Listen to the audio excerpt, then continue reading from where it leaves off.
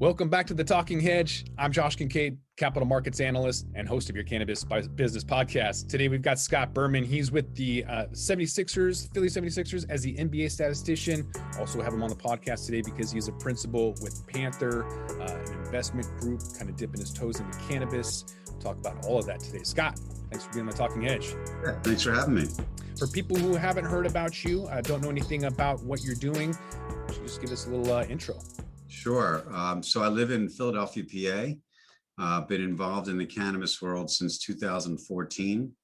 Originally got involved through political advertising. I had a political ad agency here that did online ads for addressable voter targeting. And I got involved in the marijuana advocacy groups called Marijuana Policy Project and the DPA, groups like that. And just got really excited about where this space was headed. 2017, I got involved in the space as an investor in the Panther Opportunity Fund.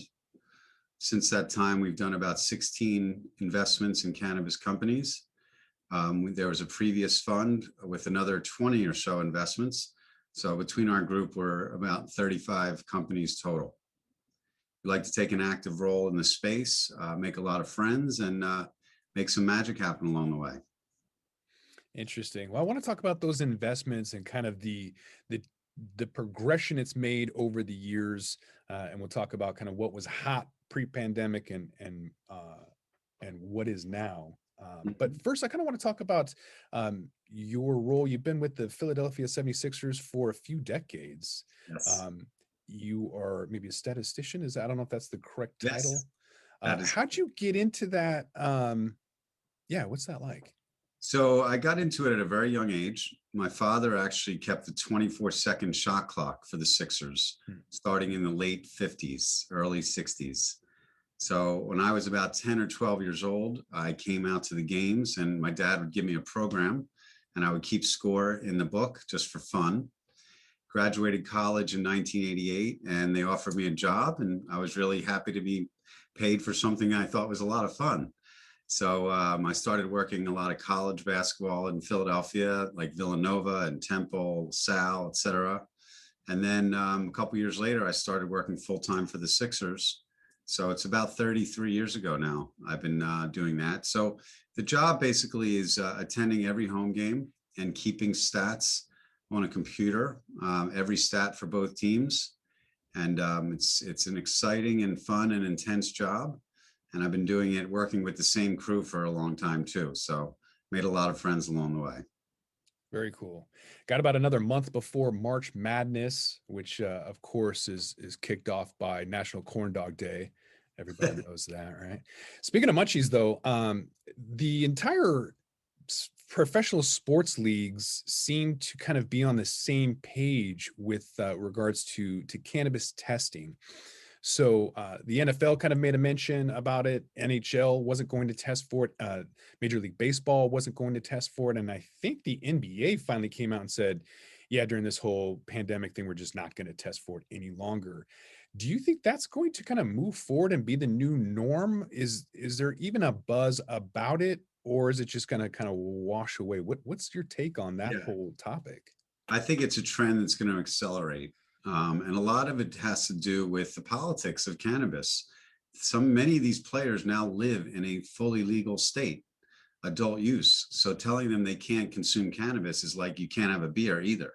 So, it's come to that point where it's really a bad situation where the league is prohibiting something that's now a legal substance where they reside. So I think that we still have some ways to go, but the trend is in the right direction. It's in the NBA, for example, about 75 to 80% of the players in the NBA smoke cannabis or consume cannabis on a regular basis. That's an open secret that's been around for many years. The NBA testing program has been, we're going to test you once a year and we're going to tell you exactly when it's going to happen. And after that, do what you want. So it's sort of been, a wink type of situation the last few years. I do think we have to get further federal clarity on the laws before the leagues completely, allow cannabis in full use. So we're getting there, but we made a lot of progress the last few years. What's it going to take for athletes to be a little bit more vocal while they're still playing? Gronkowski is about to go public with his CBD company. That could cause some issues with the NBA. I don't really know what their or the NFL. I don't really know what their rules are. But what about the local level? So you're on the board of directors with Athletes for Care with my friend Marvin Washington, and you Mhm. have a lot of athletes, a lot of retired athletes. But is the voice as strong when they're retired? In other words, what's it going to take for athletes to speak up while they're still playing? That's a great point. I think the answer is no. It's not as good for active players because they could get fired very quickly. They could get in a lot of trouble with the leagues, and so they're afraid to really speak out. So thank you for mentioning Athletes for Care. That was actually formed initially by Riley Cote, who was a Philadelphia Flyers hockey player, and he really was afraid of losing his job.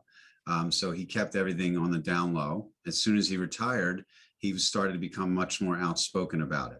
So to answer the question, we really need the leagues to relax the rules even further for active players to come out, because there's plenty of active players that are involved in the cannabis world now. They just can't say it publicly. So once the threat of punishment from the leagues completely goes away, I think you'll see many more athletes talk about how it really does help them, with injuries or mental aspects. And I think it'll trend in the right direction very soon. Hmm. Yeah, hopefully. There's an amazing statistic. I think Charles Barkley said on Shark Tank that something like 85% of all retired athletes go broke. So you have LeBron James spending 1.5 million a year on his body, and uh, you know um, the Seahawks quarterback Russell will he's spending a million, I think, a year on his body. So for a lot of these athletes that go broke and can't afford that, they have to use cannabis, right? So I guess, are they just going to be able to allow CBD during the season instead of pain medications that they push on people, and eventually allow for some kind of cannabis, maybe in the Yes. off season? I don't know.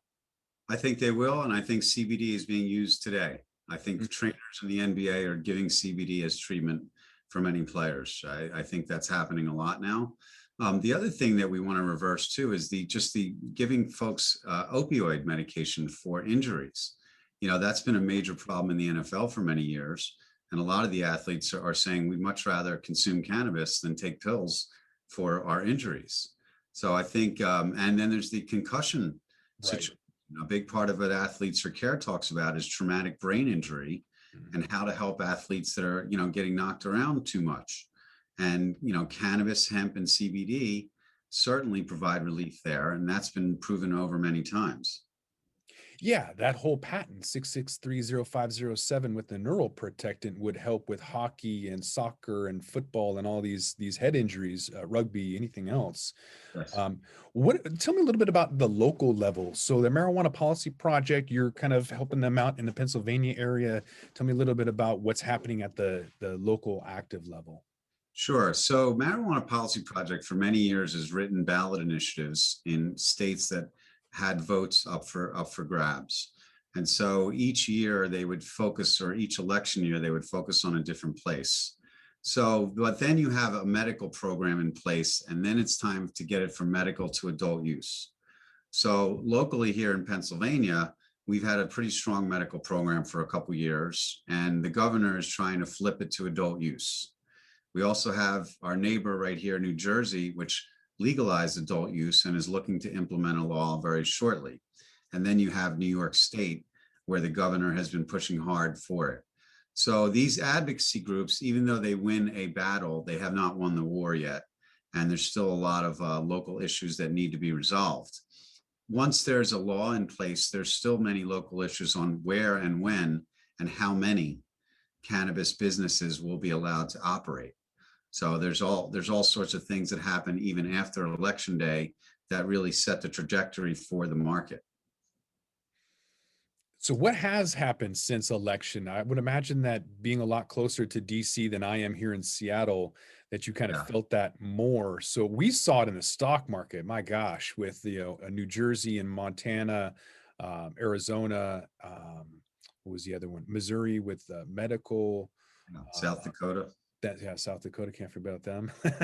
Yeah, red state. So where are you guys at? Because Virginia just became the 16th Yes. state. Now they came out right away, right after the election, and said we're broke, but that happened fast. So within 90 days, boom. I guess that New Jersey is, I mean, New York is going to have FOMO, and they're going to go pretty soon. I'm Yes. also guessing that Vermont, um, no, Kentucky. Kentucky has the least funded pension plan in the country. Yes. So whether Mitch McConnell wants it or not, they are broke. Yes. Um, where are you guys at? How broke are you? In Pennsylvania, we're Yeah. quite broke. We're incredibly broke. There's going to be a major hole in the budget that's 10 times the size of what it normally is. And for about 2 years, they've been saying cannabis can help fill just budget woes, before this happened. They can provide jobs and tax revenues. Now, when they sit to look at what 2020, once they settle up all the numbers from 2020, it's going to look bad in every state. And at the same time, when you look at the legal cannabis states, Michigan and Illinois, who flipped in 2020, they've done, incredible numbers. The tax revenues there are off the charts. So these other governors are saying we need the help too, and cannabis is a super easy thing. You also mentioned FOMO. It's very important here in the Northeast, because you have this whole market is one big economy, and people from Philadelphia will drive into South Jersey to buy cannabis, and people from New York City will drive into North Jersey to get cannabis. And the governors of both those states know that quite well. So the laws kind of have to be the same. There's too much movement in between. And so I predict within a year from now that all three have adult use and we'll be off to the races. But I just wanted to touch on something about what's happened since Election Day in DC. It's hard to understate, or it's hard to overstate, what's about to happen, because of the election of Joe Biden, but also more importantly, what happened in Georgia with the runoff. The fact that the Democrats took those two seats and control the Senate meant that Chuck Schumer replaces Mitch McConnell. For the cannabis world, that is a huge deal for a lot of reasons. Mitch McConnell blocked a lot of legislation that a lot of senators and congressmen wanted. And Chuck Schumer is the opposite. He wants things to go quickly. So I believe that in the next 6 months or so, you're going to see movement on banking. You might see movement on the 280E rule, which might be combined with banking. And you're just going to see a lot of states then, be more willing to take the chance and really move forward. So it's an exciting time politically. So Mike Crapo with Idaho, he's no longer head of the banking committee. Yes. So that should help out a lot with Yes. cannabis banking bills, the MORE Act, anything would help. Absolutely. More friendly attorney general, certainly Merrick Garland. Certainly more of a friend than 4 years ago, when Trump won, and his attorney general was not exactly friendly to the cannabis space, Mr. Sessions. And so a lot of, from the investor standpoint, a lot of money dried up in those days. And then you mentioned that the stock market bump, because the opposite, 4 years ago, that happened. Everyone was like, oh, it's going to take a long time for cannabis. Now people are saying, I think that real change is a lot closer. Let me buy some more public market stocks. They're on CNBC every day. And so people are more excited. And we're beginning to see some more of that on the private level as well, because of what people are reading in the news. Mm-hmm. So there's FOMO with that, and we'll get to that story in a moment. But before we do, want to know a little bit more about the East Coast kind of slowly starting to open up. Is the feeling that everyone over in the East Coast is behind the times with Washington, with the West Coast having opened up? And where is the money going to go? Is it going to go towards the West with distressed assets being able to buy cheaper, pennies on the dollar in Oregon? Or are you going to spend 150% and have to write some stuff off if you open up in Massachusetts or Philly? I think both. I do. I think there's going to be money coming into both. There's certainly a lot of opportunity on the West Coast with distressed assets or even consolidation plays, mergers and acquisitions that are all over the place.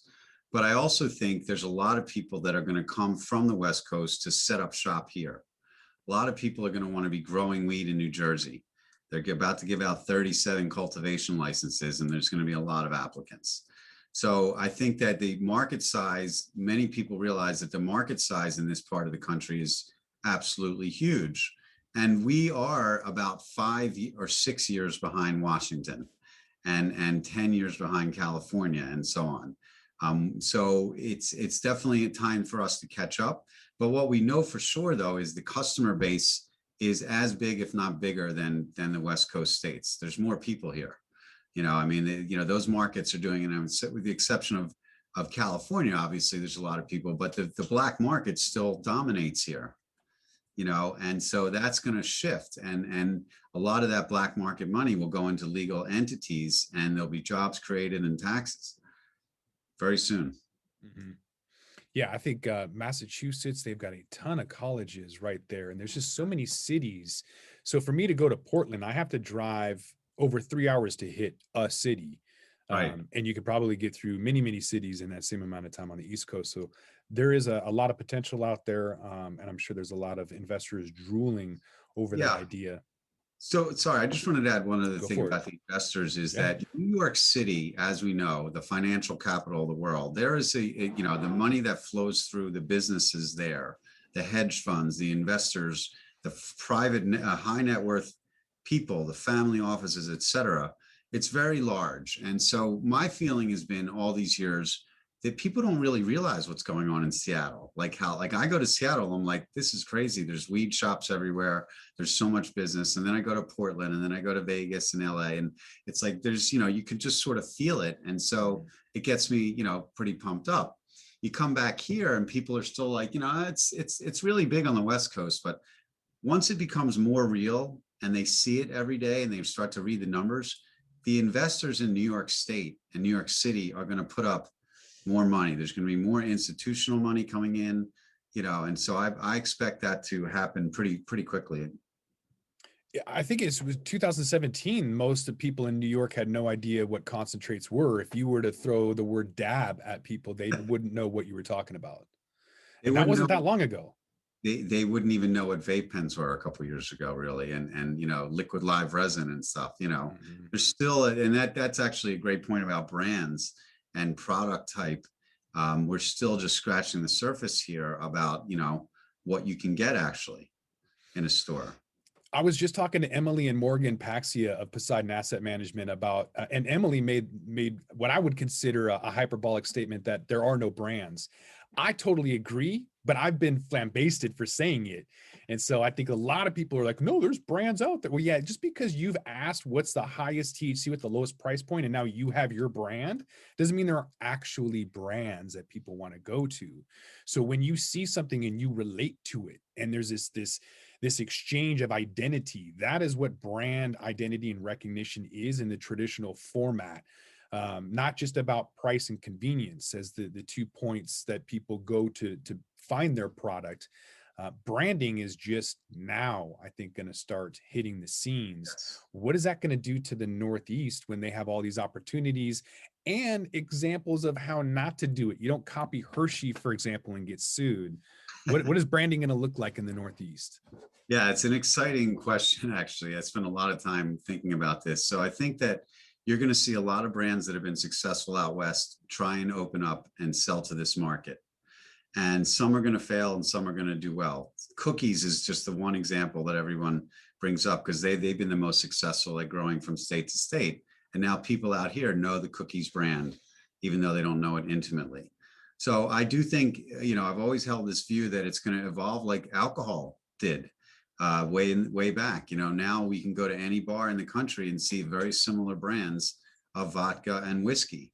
And so it's going to take many years, and we do need some laws to change, but a lot of really popular brands out West will be opening up in the East Coast and selling to new audiences. And if they do it well, they can become like another CPG product that you see in many other verticals.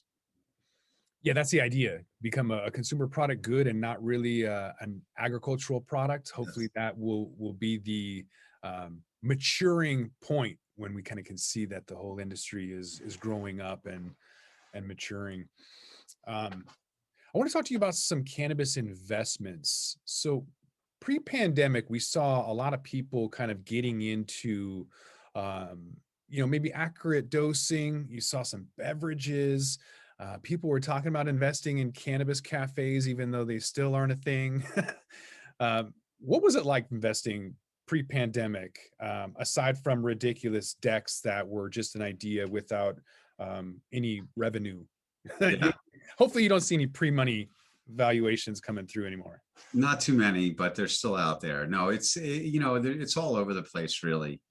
You have some people that are really gaining traction and growing their businesses and doing really well, and you can project, an exit or a public event in a couple years for them. There's certain sectors that are, outliers. Everyone's growing weed, and there's lots of stores everywhere, but where are the picks and shovels and blue jeans, in this world? And so that's something that we focus on. I think that what you're seeing now, though, are the valuations are going up. And so the thing pre-pandemic, things looked expensive. Now they look cheap, or they looked cheap before, because the pandemic has proven that cannabis is essential. Most cannabis companies have done fairly well. We did have the election change. So I think that all played into the part of these investments are a better idea now than they were a year ago. And so I think that's changed the calculus on some of these decks as well. Are sin stocks discounted? Cannabis now being a part of that, the tobacco and defensive alcohol, that whole category of sin stocks, for the first time since the last crash of 2008. Generally speaking, or historically speaking, sin stocks are discounted until there's a correction in the market, and then they kind of work their way back up to fair value, looking like there's an increase or an inverse relationship during an economic downturn. Do you think cannabis stocks in the same light are discounted because of their sin qualities, and previous pump and dump situations, or do you think they're fair valued? I think they're discounted. And I think it's also watching the Canadian market go up and down the last 2 years. A lot of people, saw canopy growth go up into the 40s and then crash back down, based on a lot of fundamental reasons.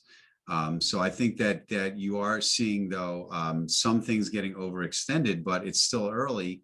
And I think, to your point, like, this is a different type of product, though. Even though those other sin stocks are in a category, cannabis is also a medical product. Cannabis is medicine in a lot of places. And so there's a lot of money that's being spent on cannabis as medicine that is not calculated in the public. In other words, I don't think people realize how important this can be and how it can replace other medicine. And so if you take some of the sleep market and substitute cannabis instead of Ambien, that's a big addressable market right there. And so I think those kind of things are discounted or not considered when you consider the potential size of where cannabis is headed. Yeah, and it's gaining a lot of steam, right? So post-election, post-November, I think you're definitely going to see cannabis remain an essential business. Washington State has had a ban on marijuana lounges since 2016. We have a Class C felony on maintaining and operating a marijuana lounge. So that's definitely been sidetracked. The bill that I wrote in 2019 and submitted is dead in the water until this whole thing is over. Meanwhile, Washington also does not have delivery. That's going to get fast tracked. So post-pandemic, what changes are you seeing? What's getting delayed? What's getting pushed forward? I think delivery is actually one thing that's being pushed forward more. I also think ordering digitally, on website ordering is definitely on the rise, like ordering online, picking up at the store, is definitely a trend that we're seeing. And just, the ability to discount brands or discount products through promotions is another trend that we've seen a lot lately, where there's more deals, so there's more competition, so there's more deals, and people aren't roaming around as much, so you're getting more text messages with offers and things like that. So I think there's more marketing that's going on for each individual company. And they've done fairly well during the pandemic, so they're trying to extend those gains. I do think things will shift back to normal a little bit, but there's certain trends, like the delivery trend is going to continue, in many more states. Headset has an interesting report on delivery. You can see $65 in California is the average item price because that's the minimum delivery. And then Happy Monkey, Monkey with a U, another data analytics company, they got an interesting report about how um, deals and incentives are actually more competitive for non members. So as people who just walk into the store and they kind of see these deals, they're actually more incentivized to take advantage of those than existing ones. So data has been definitely interesting this year with consumer behavior changes and seeing all of that post pandemic. What are some investment changes that you've seen or trying to correct or change to take advantage of the new opportunities? Well, I guess I could give you a couple of examples. We've certainly been looking at the telemedicine space now. Mm, We have an investment there that's been looking better. We are looking at, the expansion of the states and looking at companies that could move into different markets pretty easily. So that with the more customers coming online all the time, the advertising side is space has gone accelerated. The money spent on branding is going way up. And so we're looking to leverage those spaces that we think are doing well now, but will take off more when things go back to normal. So we try and think, a year in advance here, and we're looking at the size of the market. We also noticed that the total market is exploding with still 75% of it underground. So about like 10 billion to 17 billion, something like that last year. And still a lot of it is underground. So we're trying to project where the customers are going to be and invest in those places, even in the Midwest, like Oklahoma, where there's lots of activity. So hmm. I kind of think about it geographically and where the space is moving and try and make moves into those regions. Is Oklahoma the next Oregon? Yeah, it could be. Could be. All right, moving on.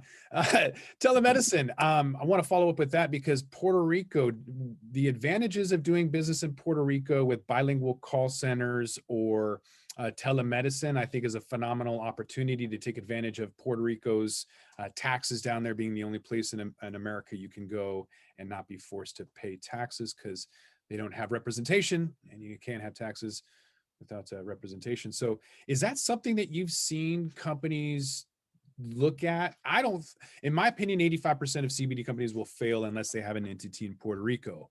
American businesses, it's just too competitive. And if you're in California and you're not in Puerto Rico, you'll be the first ones to go out of business. Mhm. What is your take on that? Is that an opportunity? Is that anything anyone's looking at? We're not looking at that too closely right now, but I do think that the globalization of this business is going to accelerate. I think we're looking to invest in companies that are doing business in more than one country. And so I think that, certainly with the Puerto Rico issue, it's not exactly a state or another country, but it's definitely a good option. We do see a lot of people outsourcing manufacturing to other places too. So I think we're going to see people. I think you're going to see Colombia try and grow really, and Mexico growing very inexpensive cannabis. And so that's actually a threat to growers up in your part of the world that have to grow at a certain price per pound. And so I think we're going to see more of that trend going on. But as far as, trying to maximize profits, we haven't seen a lot of movement on that, although I expect we will soon. What about crystal ball predictions? So I took a very small data set from about 14 different magazines, 70 pieces of data where they had crystal ball predictions and kind of aggregated that here. And so international expansion was number 7, where 8% of these groups decided that international expansion was going to be part of 2021's crystal ball prediction. Do you have anything either on this list or not on the list? Whereas price and profit last year was number 1. People were anticipating that businesses were going to have to shore up their balance sheets and become more profitable. Now it's all about legal regulation. And I think, the November election really kind of hit that off. We've mentioned consolidation, everything with CBD and hemp and rare cannabinoids, with the demand staying where it's at and investment surging. What does your crystal ball prediction say? Yeah, I would still move price and profit up a little higher here. I think it's definitely getting more competitive. and companies that have been burning cash need to turn it around and show some profitability. A lot of these companies, as you mentioned, are not doing well because they have had a couple of years where they weren't making profit. They were selling a lot and the demand was strong, but they weren't profitable. So I think you're going to still see a push towards that this year. I think consolidation is going to be even bigger than what you have here a little bit. I think a lot of groups are looking to consolidate right now, and there's strength in numbers and a lot of Real competitors. quick, is that consolidation capitulation, or is that an agreeable M&A? I think it's probably mostly agreeable M&A, but there also are distressed assets that are now rolled up together. So we've looked at many deals where they're trying to roll two things together that aren't maybe killing it, but together they do better. So I think that's going to happen. I also think there's going to be some major players that are going to get into the space that are going to want to buy up something here, something there, and put it and make it themselves an MSO very quickly. I think people are going to try and do that, especially with the public markets going so well for the Curaleafs and the True Leaves of the world. I think other players are going to try and mimic that. It's a lot more territory. Through a specialty purpose acquisition corp. Yes, I see SPACs every week now, and I think they are going to be increasingly popular in this space.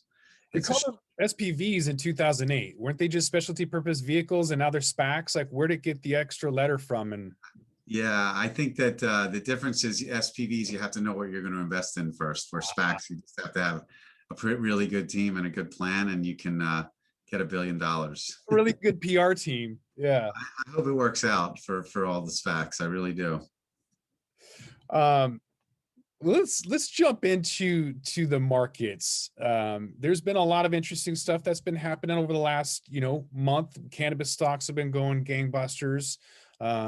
We've got our own AI-based trading algorithm. It was up over 50% in the first 3 weeks of the year, and then that GW Pharma merger happened, and it pushed us over 100% return in like 34 days or something crazy. And a lot of that is people jumping into the industry and speculating. It's not really investing. Our robot is day trading. We don't invest at all. So with a lot of people jumping in on that GameStop, there was GameStop, and there was AMC Theaters, and there's SLV Silver. There's a couple other ones. I think Nokia was one. As it relates to the industry, there's pump and dump issues where that's a Freudian slip. Medbox, MDBX was their ticker symbol, and Medbox went from 20 cents to $200 and then back down. This is like in 2012 or something. They were an ATM machine, and it was a pump and dump. So the industry has had these for a long time, and whether it's CBD, snake oil being sold and losing credibility for some, I'm wondering if this whole GameStop AMC thing isn't going to deteriorate credibility in the same way that the tulip mania did in the 1400s, where people stopped believing in the financial system. What's your take? Yeah, no, I kind of agree with you. I think that there's definitely a risk for speculation beyond anybody's wildest dreams. People happen to really like cannabis, and it's a sexy investment right now. And so when they see things going up and they're individual traders on Robinhood, they're going to go for the weed stocks, and then they're going to smoke weed later in the day and talk about how they just bought shares of Curaleaf or something like that. So I think that we have to be very careful about that. However, as we mentioned earlier, there's certain companies in the space that have a lot of growth ahead of them, and they may look inexpensive at what they're at today, because I think the average consumers, average investors are now starting to understand the capacity of this business and the size and scale. And if you see this part of the country start to change the laws, all you need is a good news story about New York, that they're about to solve the problem tomorrow and sign a bill, and you will see, even more increase, because a lot of these companies will have a chance to grow their footprint. Along the way, though, there will be some pump and dump situations, And I think you saw that in Canada, for sure. So you have to watch what happened to those. Now, I like to look at the Canadian market now, public markets, because it's a couple years later, and they've had their roller coaster. And now some of the companies, Tilray had that big merger recently, right? So maybe I haven't looked at their fundamentals lately, but that's a good story for the future now, and maybe they'll get back to their lofty levels. But they went through some pain to get there. Yeah, that's assuming they get a new CEO, somebody other than Brandon Kennedy, who actually knows something about cannabis. I've been talking trash about them from day one. I agree with you there. He was waiting for a buyout. It didn't happen, so he went with the merger.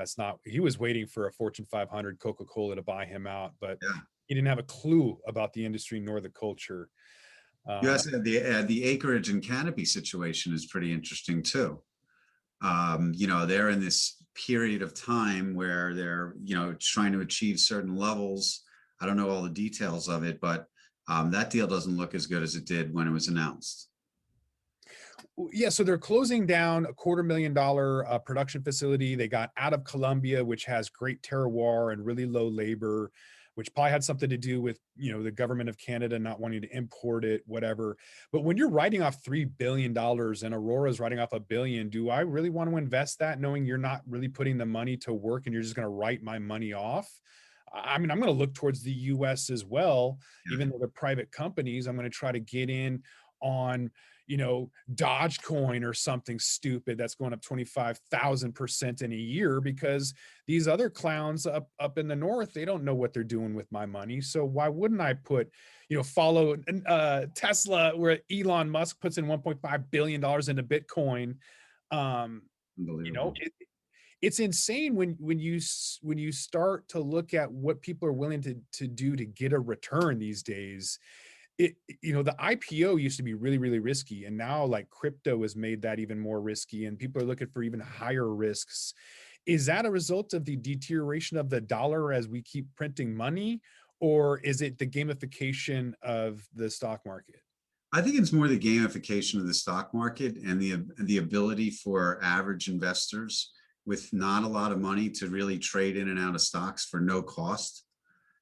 There's a lot of debate about the Robinhood like zero cost model, whether it's hurt things or not. It's certainly helped a lot of people get into trading.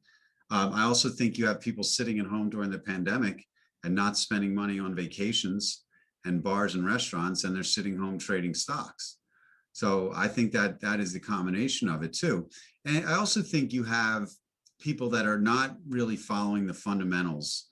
They're trading on names and news. And they're really getting caught up in the frenzy of it, which concerns me that we have bubbles forming in certain sectors. And so I feel like being a little defensive here is probably a smart move. However, we also are in the beginning of a gold rush for cannabis, and so if you want to buy and hold some of these companies for a couple of years, I think that's a pretty sound strategy.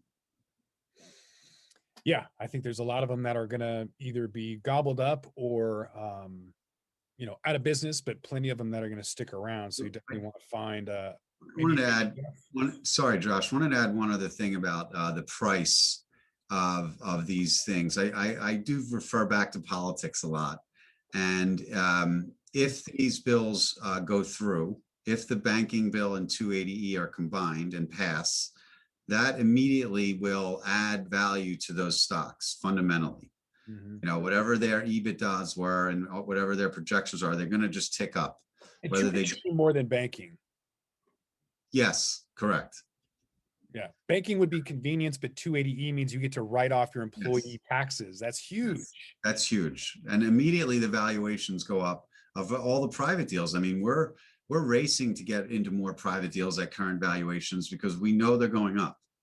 What happened to IIPR with their not reverse, they have sale leaseback options? Is that going to destroy or diminish their ability to remain a going concern? Are they going to have to just pivot to stay relevant? I think they still have a lot of growth. I still like that company. There's a lot of places they can grow into. There's so much more footprint to go. There's many more states and buildings that need to be leased and bought, et cetera. And so I do think they have plenty more runway. ahead of them. Even if banking is legalized and people can go through traditional avenues, Yes. you still think that they're gonna be around? Um, I think it'll take quite a number of years after the laws have changed for it to be as easy as going to get a loan as now for a business. So I do think there's time, but eventually, I think you're right. I think it'll be the easier that it is to finance your company through a regular bank, the less important they become. But their portfolio has gotten pretty large, from what I understand, and it's going to get bigger. What do you think is going to happen after this whole GameStop thing comes out? For me, it seems like Occupy Wall Street 2.0, where it's Main Street versus Wall Street, yeah, and hedge funds and everyone else kind of being the target.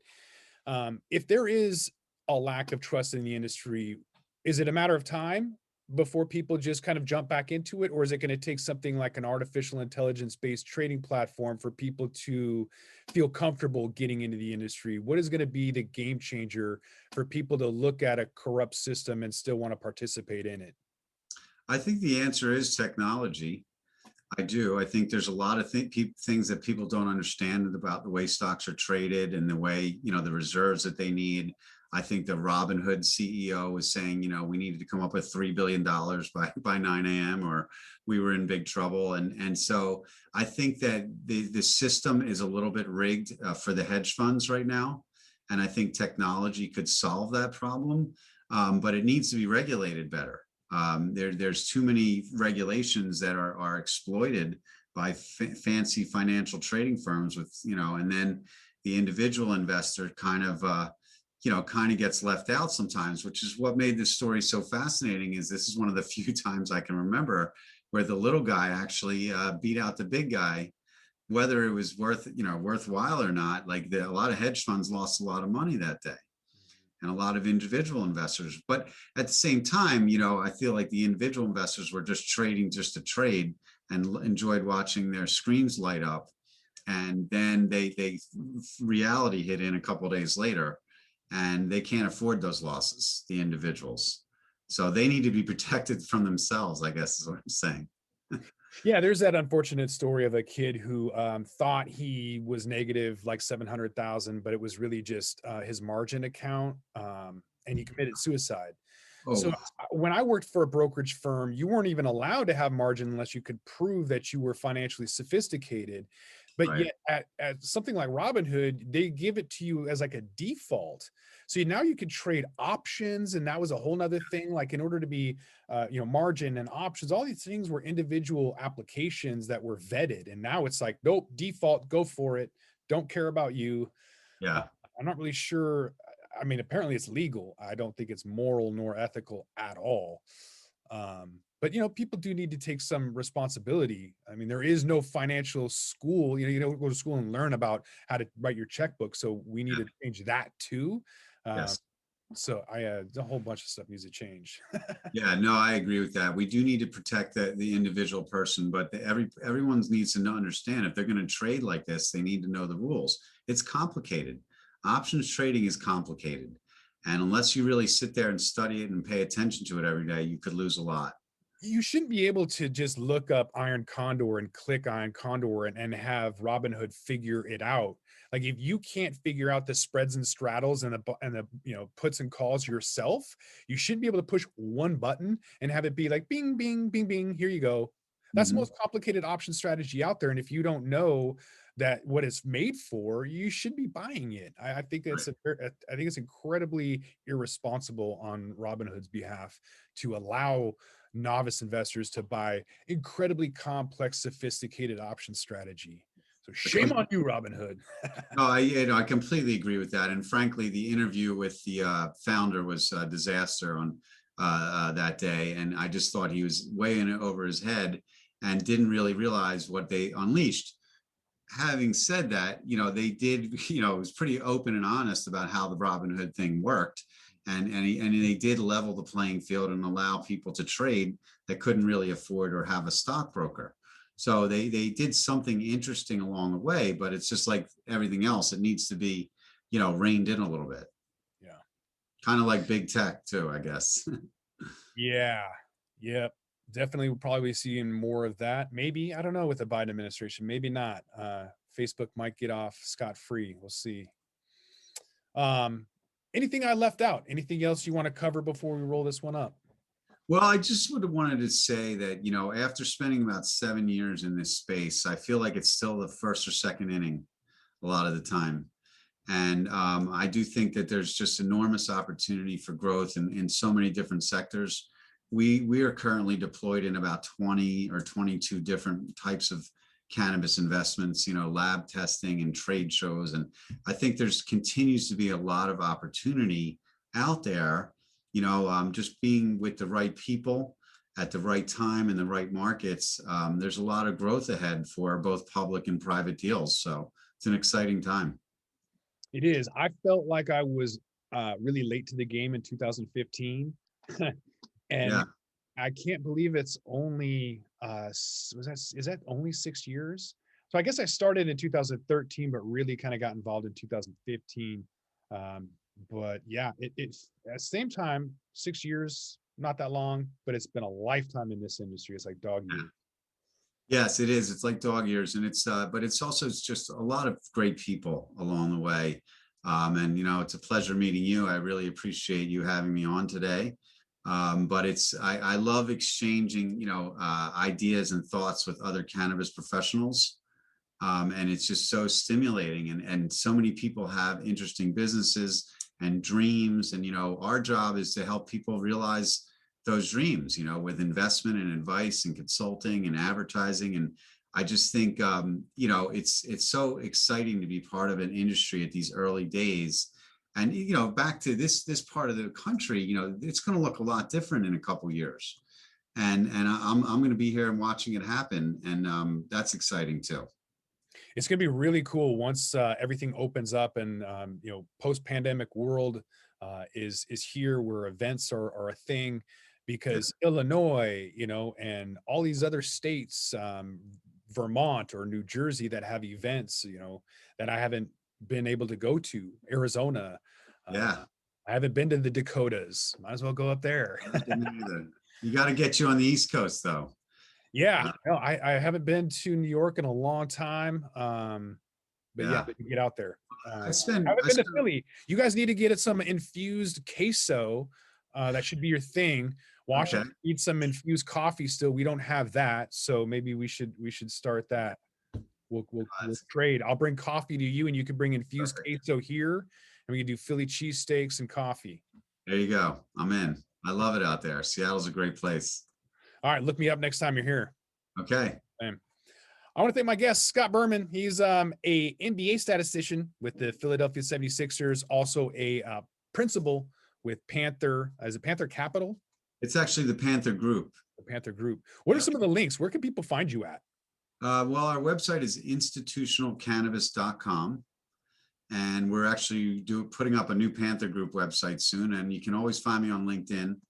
I'm on there every day. So look me up there, and feel free to reach out. Love to meet new people. We'll put some of those links in the show notes in the description. With that, we're going to roll this one up. I'm Josh Kincaid. This is The Talking Hedge. Don't forget to like, share, and subscribe, or don't. And I'm out. Don't forget to smash that like button on your way out, and check out these other videos that we've got.